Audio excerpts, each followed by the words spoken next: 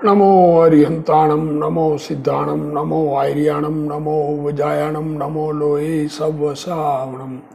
मंगलम भगवान वीरो मंगलम गौतमो गणी मंगलम कुंद कुंदार्यो जैन धर्मोस्तु मंगलम। सर्वमंगल मांगल्यम सर्वकल्याणकारकम प्रधानम सर्वधर्माणम जैनम जयतु शासनम। नमो तीर्थनायक ने नमो ओंकार नाद ने ओंकार संगर्यो जैने नमो ते कुंद कुंद ने। अहो उपकार जिन वर्णो कुंदनो ध्वनि दिव्यनो जिन कुंद ध्वनि आप्या अहो ते गुरु कहाननो। मंगलमय मंगल करण वीतराग विज्ञान नमो ताहि जाते भय अरहंतादि महान। करि मंगल करियो महाग्रंथ करण के काज जाते मिले समाज सब पावे निज पद राज। मिथ्या भाव अभाव ते जो प्रगटे निज भाव सो जयवंत रहो सदा यही मोक्ष उपाव। सो निज भाव सदा सुखद अपनो करो प्रकाश जो बहुविधि भव दुखन के करिए सत्तानाश। मोक्ष मार्ग प्रकाशक ग्रंथ पर पूज्य गुरुदेव श्री के प्रवचन प्रथम भाग पेज नंबर 314। वेदनीय कर्म। वेदनीय कर्म के देवों के देव गति के दुखों का वर्णन चल रहा है। देव गति में किस प्रकार से जीव दुखी है, ये बात लोगों को तो ये लगता है कि देवों के तो सुख ही सुख है। अब कितने काल तक है, पहली बात तो काल की सीमा है। टाइम पूरा हुआ, आयु पूरी हुई, शरीर छूटेगा, नया शरीर मिलेगा, कैसा मिलेगा, एक बात। अब दूसरी बात, भोगों की इच्छा है, क्रोध मान के कारण नहीं है और माया लोभ के कारण मिल पाए जाते हैं तो उसको उस कारणों में प्रवर्तते हैं। हास्य रति, उसके हास्य रति, उस हास्य रति अरति हास्य रति उसके साधन पाए जाते हैं, इसलिए उसमें प्रवर्तन होता है। अरति शोक भय इनके कारण नहीं पाए जाते हैं, इसलिए उसका प्रवर्तन नहीं दिखता है, पर अंदर में परिणाम सब उस प्रकार के हैं।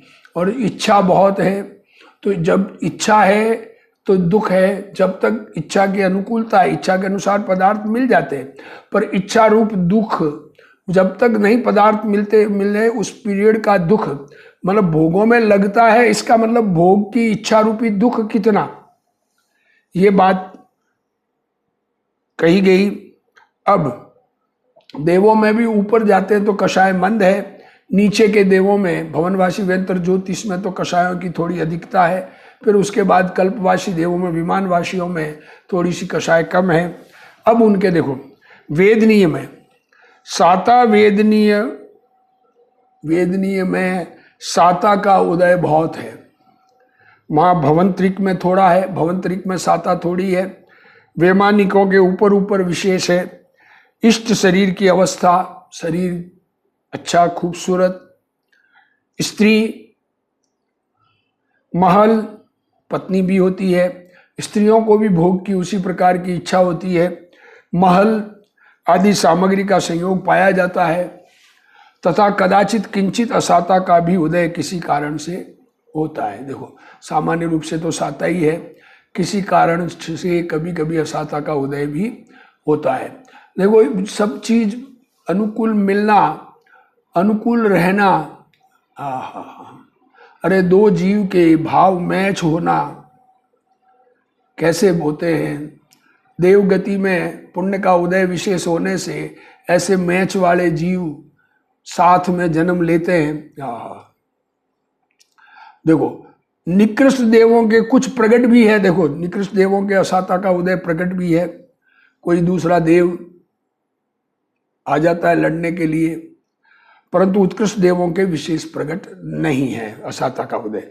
तथा आयु बड़ी है, बहुत आयु अधिक है। जगन्य आयु 10,000 वर्ष की और उत्कृष्ट 31 सागर।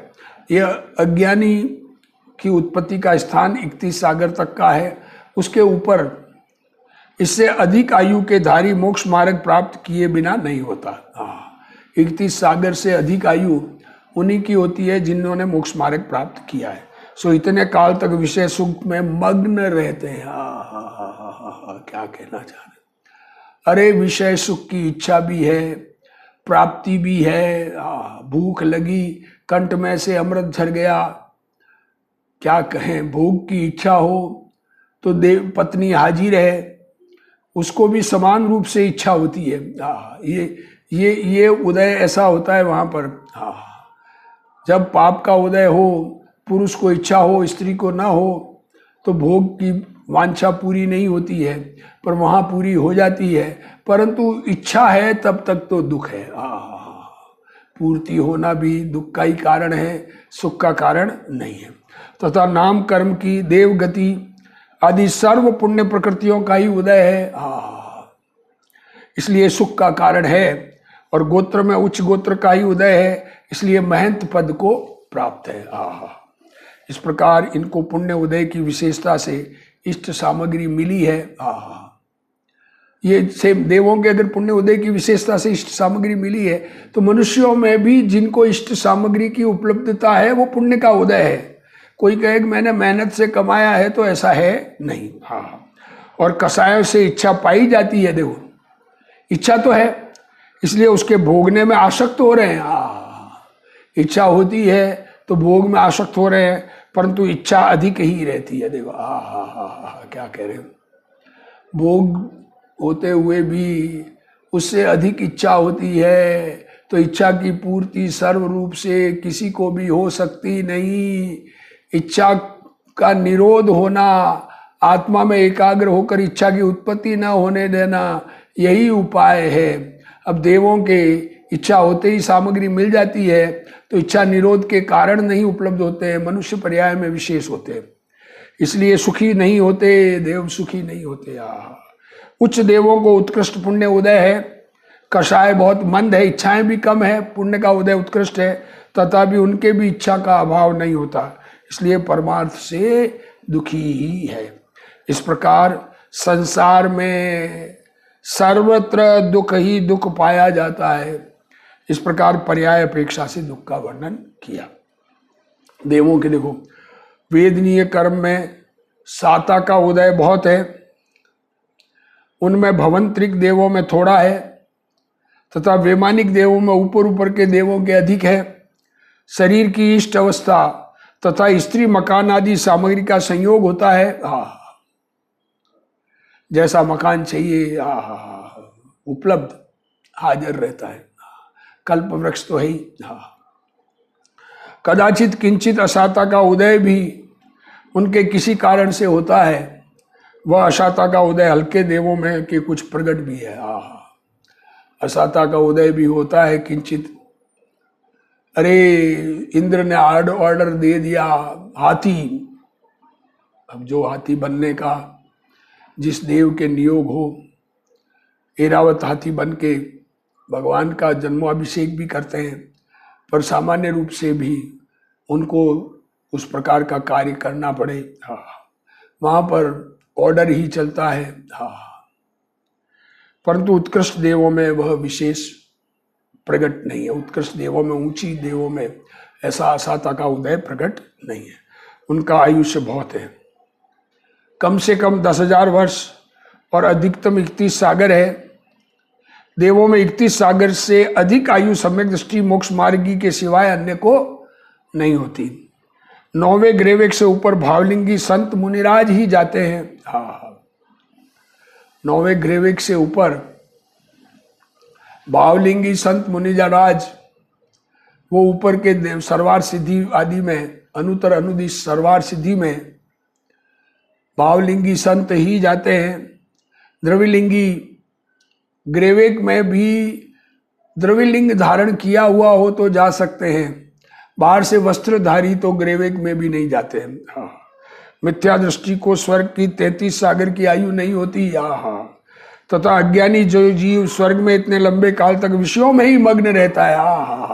अरे यहाँ पर जिस प्रकार पुण्य उदय का लेकर आया हुआ बच्चा जीवन भर पुण्य के भोग में जीवन निकाल देता है, वैसे देवों में पुण्य का उदय विशेष होने से, विषयों की इच्छा भी होने से विषयों में मग्न रहते हैं। उनके नाम कर्म में देवगति आदि सभी पुण्य प्रकृतियों का ही उदय होता है। गोत्र कर्म में उनके उच्च गोत्र का ही उदय होता है। इससे वे महंत बने को प्राप्त है। इस प्रकार पुण्य उदय की विशेषता से उन्हें इष्ट सामग्री मिली है। और कसाय जनित इच्छा होने से उसे भोगने में वे आसक्त बन रहे हैं। आसक्ति से दुखी है। ऐसा होने पर भी इच्छा से अधिक ही, इच्छा तो अधिक ही रहती है।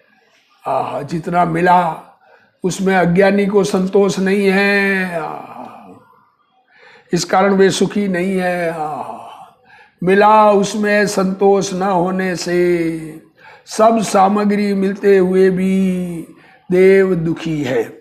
ऊंचे देवों के उत्कृष्ट पुण्य का उदय है और कषाय भी बहुत मंद है ऊपर जाने पर, तथापि उनके भी इच्छा का अभाव नहीं होता। इस कारण वास्तव में वे भी दुखी ही है। इस प्रकार संसार में सर्वत्र केवल दुख ही है। आत्मा के सम्यक दर्शन ज्ञान चारित्र बिना संसार की चारों गतियों में जीव सर्वत्र दुखी है। चारों गति के दुखों का वर्णन शरीर आदि की अपेक्षा किया। अब सर्व जीवों के दुख का सामान्य स्वरूप कहते हैं। दुख, सबको दुख है। और दुख किस लिए है ये बात अब पंडित जी बता रहे हैं, गुरुदेव श्री इसका खुलासा कर रहे हैं। दुख का लक्षण आकुलता है। दुख किसे कहते हैं? हमें कोई काम करने की व्यग्रता हो, अरे ये नहीं हुआ, ऐसे नहीं हुआ, ऐसे नहीं हुआ, ये दुख है।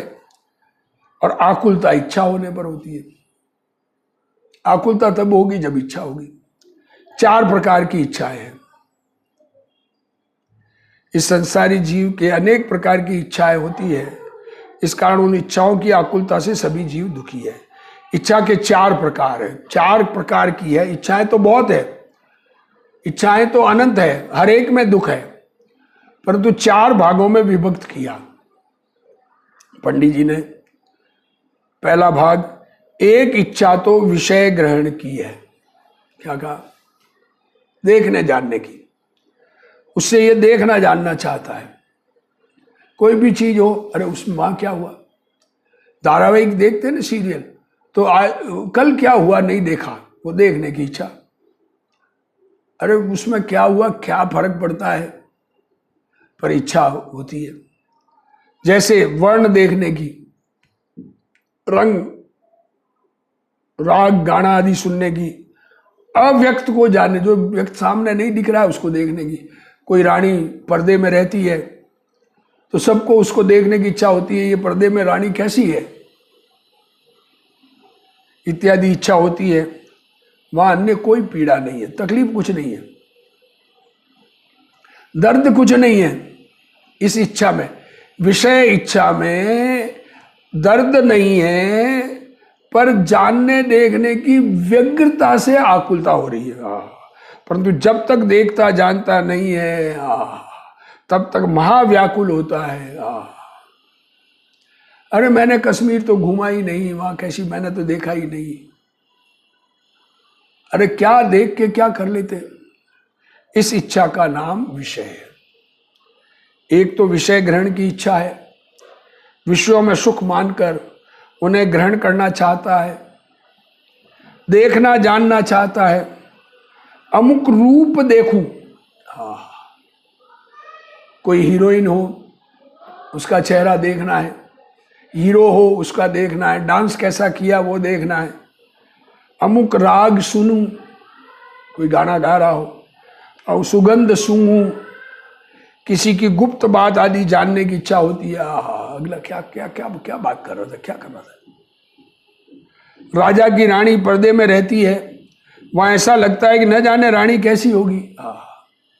ऐसे विचार से रानी को देखने की इच्छा होती है। इस प्रकार अव्यक्त गुप्त पदार्थों को जानने की इच्छा रहा करती है। जहां तक वे वस्तुएं देखने जानने में न आवे, वहां तक उन्हें जानने देखने की इच्छा से दुखी हुआ करता है। अब देखो, कोई दुनिया में पदार्थों को जानने देखने की इच्छा सबको है, और जब तक जानने देखने में नहीं आवे तब तक दुख होता है। बाहर से विषयों को देखने जानने की इच्छा से आकुल व्याकुल होता है, परंतु अंतर में शांत मूर्ति आत्मा को नहीं देखता। इस प्रकार विषयों की इच्छा से दुखी होता है। एक बात तो विषय की इच्छा, विषय इच्छा क्या करें, जानने देखने की इतनी अधिक भावना है जीव को, सारा लोकालोक देखने की इच्छा है, पर दिखता नहीं है अज्ञानी को। आत्मज्ञान में सारा लोकालोक दिख जाएगा तो सुखी हो जाएगा, पर वो आत्मज्ञान नहीं करना है, दुनिया के पदार्थों को देखने के लिए आकुल व्याकुल होता रहता है। ये बहुत बड़ा दुख है। अब दूसरा, एक इच्छा कषाय भावों के अनुसार कार्य करने की है। जो कषाय पैदा हुई, किसी पर क्रोध आया तो अगले को नष्ट करने की, मान आया तो अगले को नीचा दिखाने की, माया आई तो कपट से कार्य सिद्ध करने की, लोभ आया तो पदार्थ को प्राप्त करने की। ये कषाय की इच्छा, जैसे देखो बुरा करने की, हीन करने की इत्यादि इच्छा होती है। यहां भी अन्य कोई पीड़ा नहीं है, तकलीफ कुछ नहीं है, अंदर में आकुलित हो रहा है कषाय से। परंतु जब तक वह कार्य न हो तब तक महाव्याकुल होता है। इस इच्छा का नाम कषाय है। दूसरी इच्छा कषाय भाव के अनुसार कार्य करने की होती है।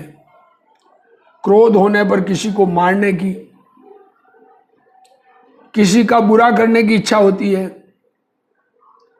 वैसा न हो वहां तक कषाय रूप इच्छा से दुखी ही होता है। किसी पर गुस्सा आया है तो अरे ये जिंदा क्यों है, ये मेरे सामने क्यों आ जाता है। फोगट में कोई वो आने से कोई तकलीफ नहीं है, पर उसको उसके प्रति कषाय क्रोध का भाव, मान कषाय होने पर मान लेने की इच्छा से दुखी होता है। प्रेस्टीज, अरे मुझे नमस्कार नहीं किया, मुझे मुजरो नहीं किया, सुबह सुबह उठ के मैं बड़ा घर में, मैं किसी के घर में गया और अगले ने मुझे विश ही नहीं किया, मैंने उसको बुलाया मेरी शादी में, वो आया ही नहीं, मेरे फंक्शन में बुलाया वो आया ही नहीं। ये मान कषाय होने पर मान लेने की इच्छा से दुखी होता है। मान कषाय से किसी को हीन करने की, वह स्वयं को अधिक बताने की इच्छा करता है, और वैसा बनाव नहीं बनने पर वह जीव कषाय रूप इच्छा से दुखी ही रहता है। यह अन्य कोई पीड़ा नहीं है, यहाँ अन्य कोई पीड़ा नहीं है, दूसरी कोई तकलीफ नहीं, परंतु कषाय होने पर तद अनुसार कार्य न बने तब तक आकुलता व्याकुलता से दुखी होता है। जो इच्छा हो गई वैसा कार्य न बने,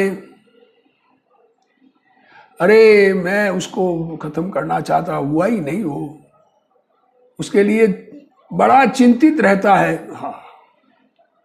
सेठपना धनवानपना हो और वह समाप्त हो जाए, बहुत बड़ा सेठ हो, आगे पीछे 10 आदमी घूमते हो, नौकर चाकर चाहे जैसे हो, और किसी कारण से नुकसान लग के धंधा व्यापार बंद हो जाए तो वापस उस सेठाई को लाने की इच्छा से दुखी होता है।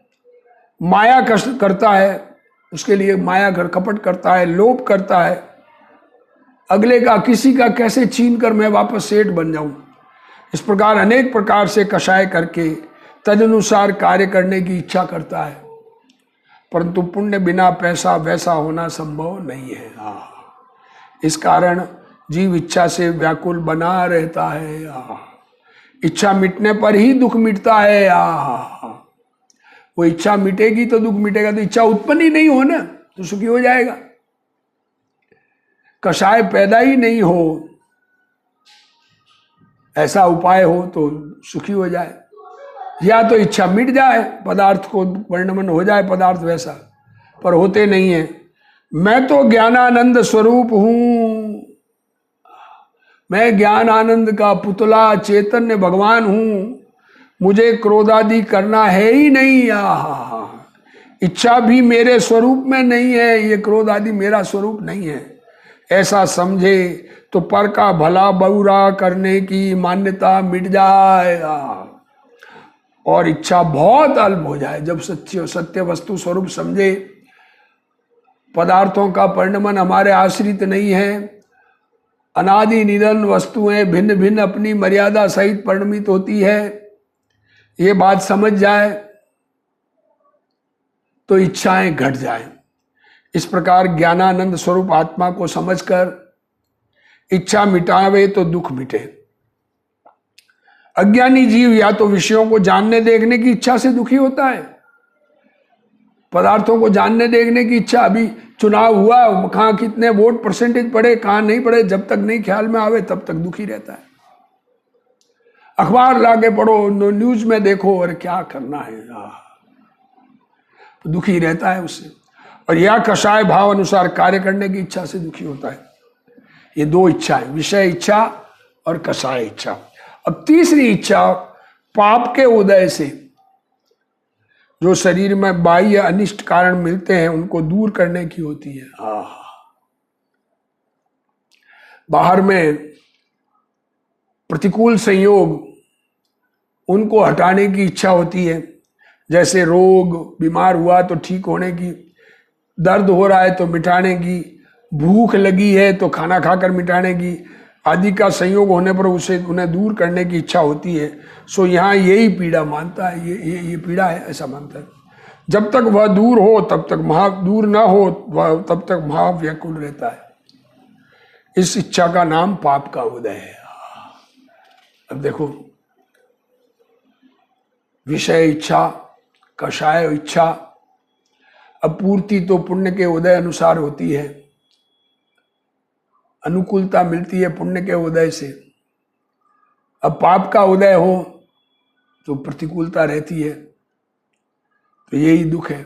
कभी पाप के उदय से शरीर में रोग, क्षुधा आदि का संयोग होने पर उन्हें दुख मानकर उन्हें दूर करने की इच्छा से दुखी होता है, और जब तक वे दूर ना हो तब तक दुखी होता है। यह इच्छा पाप के उदय के कारण हुई है।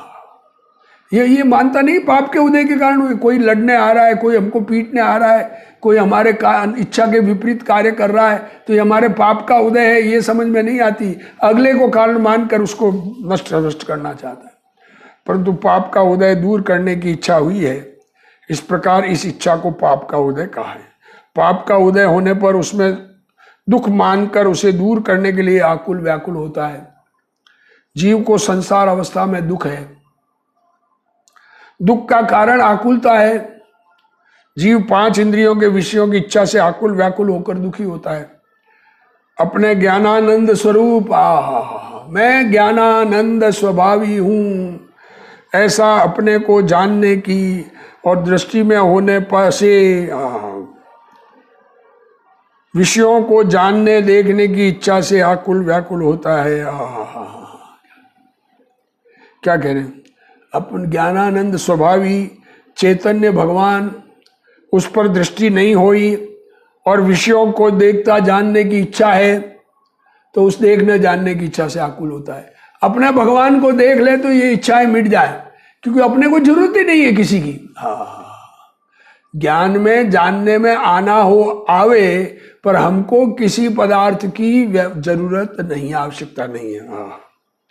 वहां कोई प्रतिकूलता रूप पीड़ा नहीं है, परंतु इच्छा की आकुलता का दुख है। अपना स्वभाव जानना देखना है, उस स्वभाव की मुख्यता छूक कर पर विषयों को जानने की व्याकुलता करके दुखी होता है। हे जीव, क्या इच्छत खोवत सबे, है इच्छा दुख मूल। सारी चीजें क्या प्राप्त करना चाहते हो दुनिया में, इच्छा ही दुख का मूल है। तेरा आत्म स्वभाव से जानने देखने वाला है। अरे जानने देखने की इच्छा ही दुख का मूल है। आत्मा तो जानने देखने के स्वभाव वाला है। अपने स्वरूप सन्मुख होके इच्छाओं का अभाव करने तो सारा जगत जानने में आवे। उसे जानने से सब जानने में आ जाता है। फिर भी तू उस स्वभाव को नहीं जानता और बाहर के विषयों को जानने की आकुलता करता है, यह दुख है। क्रोध आदि कषाय से पर का बुरा चिंतन करता है और बुरा करने की इच्छा से आकुलित होकर दुखी होता है। हा, अरे हमें दुनिया का बुरा करके क्या करना है। बुरा मीन्स अगले आदमी को तकलीफ हो। अरे अपने स्वरूप के आश्रय से सब जीव सुखी है और पर के आश्रय से सब दुखी है। हम किसी को सुखी दुखी नहीं कर सकते। अरे हमारे अंदर में ऐसी आकुलता किसी को तकलीफ कर देने की। अरे सर्व जगत के जीव सुखी रहे, सब जीव जगत के कोई कभी न घबरावे। बैर भाव अभिमान छोड़ जग नित्य नए मंगल गावे। ऐसी भावना नहीं होकर दुनिया को किसी को दुखी करने की। अरे हमारे करने से कोई दुखी होता नहीं, हमने भावना की तो हमारे पाप बंद हुआ, हम ही दुखी होंगे। ये किसी को दुखी करने की इच्छा स्वयं ही दुख का मूल है। वहां कोई उसे मारता नहीं, कोई मार नहीं रहा है इत्यादि प्रतिकूलता की पीड़ा तो नहीं है, परंतु स्वयं इच्छा की आकुलता से दुखी होता है। शत्रु रोग क्षुधादि होने पर उन्हें दूर करने की इच्छा से जीव दुखी होता है। वहां उसे कोई पीड़ा नहीं। दुश्मन को दूर करने की, जो झगड़ा करने आ रहा है वो मेरे पास झगड़ा करने न आवे, बीमारी न आवे, भूख आदि मिट जाए, वहां उसे कोई पीड़ा नहीं, परंतु स्वयं क्षुधादि से पीड़ा मानकर उन्हें दूर करने की इच्छा से दुखी होता है। इस प्रकार 3 प्रकार की इच्छाओं के दुख का वर्णन करके अब 4थे प्रकार की इच्छा का वर्णन करते हैं। 3 प्रकार की इच्छा, विषय इच्छा, कषाय इच्छा और पाप का उदय। पाप का उदय मिटाने के लिए आकुलित व्याकुलित रहना। अब 4थी इच्छा, एक इच्छा बाह्य निमित्त से बनती है। बाहर का ऐसा निमित्त बने, उदय ऐसा हो। सो इन 3 प्रकार की इच्छाओं के अनुसार प्रवर्तने की इच्छा होती है। क्या कह रहे, इन 3 प्रकार की इच्छाओं में एक एक प्रकार की इच्छा के अनेक प्रकार है। अब तीनों में विषय इच्छा कितनी किस किस प्रकार के सारे गिन लो, कषाय इच्छा सब प्रकार के गिन लो, कैसे कैसे होते हैं, अनेक प्रकार है। वहां कितने ही प्रकार की इच्छा पूर्ण होने के कारण पुण्योदय से मिलते हैं। कई ऐसे कारण है पुण्य का उदय होने से इच्छा की पूर्ति हो जाती है।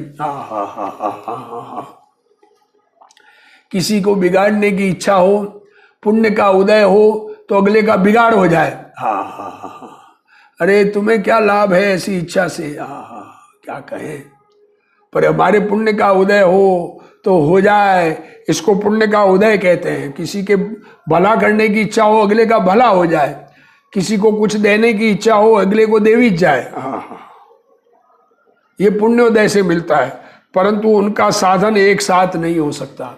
सारे साधन एक साथ नहीं हो सकते, इसलिए एक को छोड़कर अन्य में लगता है। देखो, ये साधन सब साथ नहीं हो सकते। एक इच्छा की पूर्ति हुई दूसरे में लगता है, दूसरी की पूर्ति तीसरे में लगता है, फिर भी उसे छोड़कर अन्य में लगता है।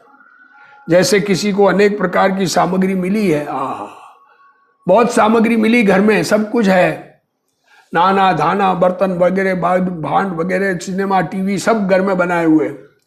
आजकल तो बनाते, सिनेमा हॉल भी घर में बना देते, सारा कुछ बनाया हुआ है। अब वो सब अब क्या, एक ये किया, फिर ये किया, फिर ये किया, फिर ये किया, फिर ये किया, आकुलता बनी रहती है। वहां वह किसी को देखता है, देखो किसी को देखता है, उसे छोड़कर राग सुनता है, फिर उसे छोड़कर किसी का बुरा करने लग जाता है। क्या कहें। अरे अधिक शक्ति संपन्न हुआ तो पहले किसी ने मेरा बुरा किया था, उसका बुरा मुझे, अरे किसका करना है, क्या करना है तुझे, अपना काम करो ना, अपने स्वरूप सन्मुख होकर सुखी हो जाओगे। जगत में किसका कोई किसी का बुरा करता नहीं है। हमारा उदय जिस प्रकार का हो उसके अनुसार, पाप का उदय हो तो हमारी इच्छा के अनुसार सामग्री नहीं मिलती है, पुण्य का उदय हो तो सामग्री मिलती है। उसे छोड़कर भोजन करता है, देखो, अथवा देखने में ही एक को देखकर अन्य को देखता है। इसी प्रकार अनेक कार्यों की प्रवृत्ति में इच्छा होती है, सो इस इच्छा का नाम पुण्य हुआ। इसे जगत सुख मानता है। दुनिया में जिसको इच्छा की अनुकूलता है उसको सुखी मानता है। परंतु यह सुख है नहीं, दुख ही है। क्योंकि प्रथम तो सर्व प्रकार की इच्छा पूर्ण होने के कारण किसी के भी नहीं बनते। हाँ, सब प्रकार से तो इच्छा पूर्ति किसी देवों के भी नहीं है, इंद्र के भी नहीं है। और किसी प्रकार इच्छा पूर्ण करने के कारण बने तो युगपद उनका साधन नहीं होता। अगर सामग्री मिल गई, सब चीज उपलब्ध है, तो एक साथ तुम कर्म के भोग कैसे लोगे? उसका साधन नहीं है। सो एक का साधन जब तक न हो तब तक उसकी आकुलता रहती है। एक को भोगने का कार्य पूरा नहीं हुआ, उसकी आकुलता है, फिर वो मिटी तो दूसरी आकुलता हो जाती है। और उसका साधन होने पर उसी समय अन्य के साधन की इच्छा होती है, तब उसकी आकुलता होती है। एक समय भी निराकुल नहीं रहता, इसलिए दुख ही है। अथवा 3 प्रकार की इच्छा रूपी रोग को मिटाने का किंचित उपाय करता है। 3 रोग, विषय, कषाय और पाप का उदय, ये 3 प्रकार की इच्छा, ये बीमारी मिटाने का उपाय करता है। तो उसके अनुसार सामग्री मिल गई पुण्य के उदय से, इसलिए किंचित दुख कम होता है। दुख मिटता नहीं है, दुख घटता है। सुख नहीं मिला आज तक, सुख तो अपने भगवान के आश्रय से, अपने चैतन्य परमात्मा के आश्रय से मिलता है। बाहर में कहीं सुख मिलने वाला नहीं है। सर्व दुख का तो नाश नहीं होता, इसलिए दुख ही है। अपने अंदर से सर्व इच्छाओं का अभाव हो और चैतन्य स्वरूप भगवान आत्मा अपने अनुभव में आवे और उसी में हम रहे, उसी से हमें परमानंद की वृद्धि हो, इसी भावना के साथ आज का स्वाध्याय पूर्ण करते हैं। हे जिनवाणी भारती तो ही जपू दिन रैन, जो तेरा शरणा गए सो पावे सुख चैन। जावाणी के ज्ञान ते सूझे लोकालोक, सो वाणी मस्तक नमो सदा देत हूँ ढोक। जिनवाणी मात की जय।